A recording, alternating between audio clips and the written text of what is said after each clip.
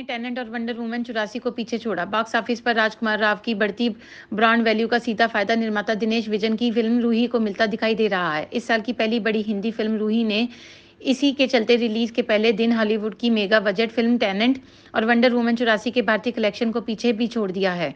पोंगल पर हिंदी में डब होकर रिलीज हुई अभिनेता विजय और विजय सेतुपति की फिल्म विजय द मास्टर के पहले दिन के कलेक्शन से भी रूही ने कहीं बेहतर प्रदर्शन किया है। फिल्म रूही की कमाई पहले दिन करीब 2.5 करोड़ रुपए रही है। फिल्म को दिल्ली यूपी वितरण क्षेत्र में अच्छी प्रतिक्रिया मिल रही है। फिल्म रूही की रिलीज होने के साथ ही भी हिंदी फिल्मों का अरसे से रुका हुआ प्रवाह भी शुरू हो रहा है। मौसम अपडेट। दिल्ली एनसीआर में बारिश से बदला मौसम का मिजाज। उत्तर भारत के कई राज्यों में शुक्रवार और शनिवार को हल्की बारिश की संभावना। दिल्ली एनसीआर के कई इलाकों में शुक्रवार सुबह हवाओं के साथ हुई बारिश। मैदानी और मध्य पर्वतीय क्षेत्रों में अंधड़ और ओलावृष्टि और बारिश का येलो अलर्ट। उत्तर भारत के कई राज्यों में शुक्रवार और शनिवार को हल्की बारिश हो सकती है। दिल्ली एनसीआर में शुक्रवार तड़के से मौसम का मिजाज बदल गया। दिल्ली एनसीआर के कई इलाकों में तेज हवा के साथ हल्की बारिश भी हुई। वहीं यूपी, बिहार, मध्य प्रदेश, झारखंड में हल्की बारिश हो सकती है। मौसम विभाग की ओर से बताया गया है कि उत्तर भारत के पर्वतों पर इस हफ्ते 2 से 3 पश्चिमी विक्षोभ आएंगे। इसकी वजह से यूपी, बिहार, मध्य प्रदेश और दूसरे राज्यों में हल्की बारिश की संभावना है। वहीं मैदानी और मध्य पर्वतीय क्षेत्रों में अंधड़, ओलावृष्टि और बारिश का येलो अलर्ट जारी होगा। अंबानी के घर के बाहर मिले विस्फोटक मामले में जेल में बंद आतंकी से पूछताछ करेगी स्पेशल सेल। मुकेश अंबानी के घर के बाहर कार में विस्फोटक मिलने के तार अब तिहाड़ जेल से जुड़ रहे हैं और इसी संबंध में अब स्पेशल सेल तिहाड़ में बंद इंडियन मुजाहिदीन के आतंकी तहसीन अख्तर को रिमांड पर लेकर पूछताछ करेगी। इसके साथ ही उसके पास से मिले फोन की जांच फॉरेंसिक टीम करेगी। गौरतलब है कि स्पेशल सेल के इनपुट के आधार पर तिहाड़ जेल के अधिकारियों ने जेल की उस बैरक से कुछ फ़ोन बरामद किए थे जहां इंडियन मुजाहिदीन का आतंकी तहसीन बंद है। माना जा रहा है कि इसी फ़ोन का इस्तेमाल उस टेलीग्राम चैनल को बनाने के लिए किया गया जो आतंकी वारदात अंजाम देने के लिए और धमकी देने के लिए उपयोग में गया था। इसी टेलीग्राम चैनल के जरिए मुकेश अंबानी के घर के बाहर भी विस्फोटक रखने का पूरा प्लान तैयार किया गया था। आगे की कार्रवाई के लिए जहां स्पेशल सेल आतंकी को रिमांड पर लेकर पूछताछ करेगी, वहीं फॉरेंसिक टीम जब्त मोबाइल की जांच करेगी। बनर्जी 3 हमले जिसने गलियों की राजनीति से सत्ता के शीघ्र पर पहुंचा दिया। पश्चिम बंगाल की मुख्यमंत्री ममता बनर्जी नंदीग्राम के बिरुलिया गांव में चुनाव प्रचार के दौरान बुधवार को घायल हो गई थी। ममता बनर्जी ने इसे हमला बताया और आरोप लगाया है कि साजिश के तहत उन्हें चोट पहुंचाई गई। ममता के इस आरोप ने पश्चिम बंगाल के चुनावी माहौल को और गर्म कर दिया है।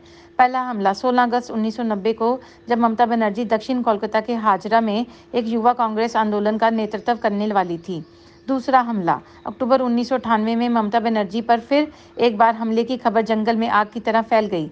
तीसरा हमला, तीसरी घटना जो बंगाल विधानसभा पर एक दाग छोड़ गई, 30 नवंबर 2006 को हुई। बनर्जी तब सांसद की थी और उन्होंने लेफ्ट फ्रंट सरकार द्वारा किसानों को 990 एकड़ खेत को टाटा मोटर्स को सौंपने के फैसले का विरोध में कोलकाता से हुगली जिले के सिंगूर तक पैदल मार्च कर निकाला था। देश में कोरोना का कहर बढ़ा। पिछले 24 घंटे में सामने आए 23,285 नए मामले, 117 मौतें।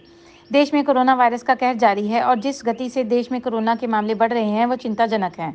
पिछले 24 घंटे में देश में 23,285 नए दैनिक मामले सामने आए। दैनिक मामलों सामने आने में तेजी से बढ़ोतरी होने लगी है। 23,285 दैनिक मामले आने के बाद कोरोना के कुल मामले 1,13,08,846 हो गए हैं। केंद्रीय स्वास्थ्य मंत्रालय की ओर से जारी ताज़ा आंकड़ों के मुताबिक पिछले 24 घंटे में देश में 117 मरीजों ने इस खतरनाक वायरस के आगे अपना दम तोड़ दिया है। वहीं गुरुवार को देश में कोरोना के 22,854 दैनिक मामले सामने आए थे, जबकि शुक्रवार को 23,285 नए मामले सामने आए हैं। कर रहे कोरोना की दूसरी लहर का इशारा। 11 फरवरी से बढ़ रहा संक्रमण का दायरा। देश में कोरोना के मामले तेजी से बढ़ रहे हैं। गुरुवार को 24 घंटे के दौरान इस साल कोरोना के सर्वाधिक 22,854 मामले सामने आए। वहीं पिछले कुछ हफ्तों से पंजाब और महाराष्ट्र में कोरोना के मामले लगातार बढ़ रहे हैं। दिल्ली एनसीआर के लिए भी स्थिति चिंताजनक है, क्योंकि गुरुवार को राजनीति में 409 नए केस सामने आए हैं। यह लगभग 2 महीने में एक दिन में आए सबसे ज्यादा मामले हैं।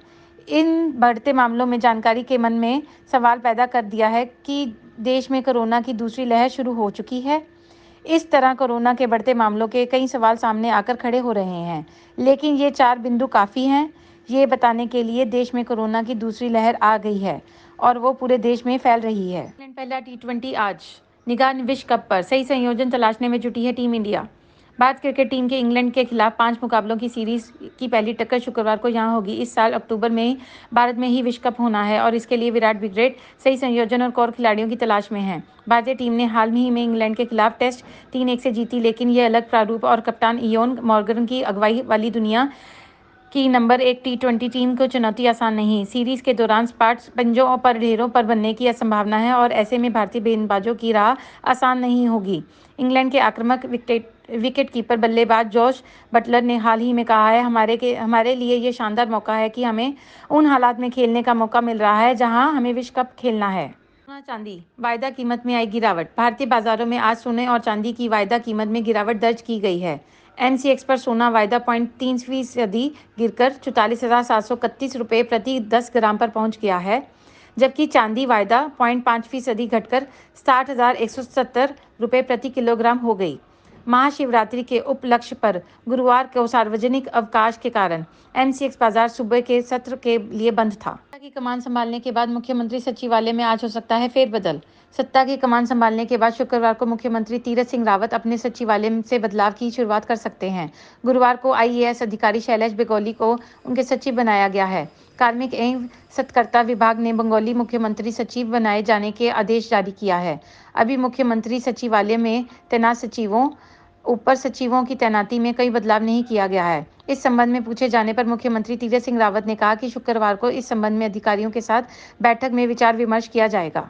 अप्रैल से बढ़ जाएंगी LED टीवी की कीमतें। वैश्विक बाजार में महंगे हुए ओपन सेल पैनल। महंगाई से जूझ रहे उपभोक्ताओं पर अप्रैल से बोझ और बढ़ जाएगा। अधिकतर LED टीवी उत्पादक कंपनियों ने 1 अप्रैल से दाम बढ़ाने की बात कही है।